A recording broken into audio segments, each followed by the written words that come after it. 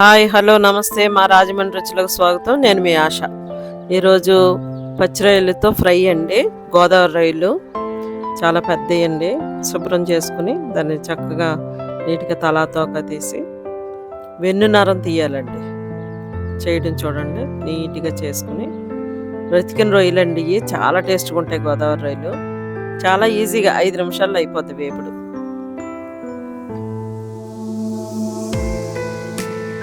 చాలా టేస్ట్గా ఉంటుంది. ఇంట్లో ట్రై చేయండి మీరు. పెద్ద రొయ్యలు ఉండాలి సరే. వెన్ను మీద కొంచెం చీరి వెన్ను నరం తీసేసేయండి. అలా శుభ్రం చేసుకుని 2 సార్లు కడిగి పక్కన పెట్టుకోండి.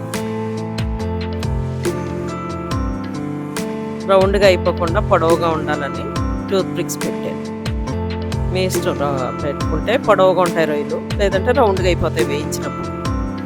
ఆయిల్ కొంచెం ఎక్కువే పడుతుందో 4 స్పూన్లు ఆయిల్ వేయండి. 4 స్పూన్లు సరిపోతుంది. రొయ్యలు కడిగి పెట్టుకున్నాం కదా, వేసేద్దాం నూనెలో.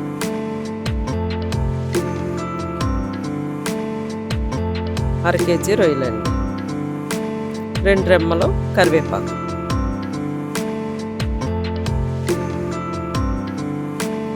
తినేటప్పుడు టూత్ పిక్స్ తీసేసుకోండి.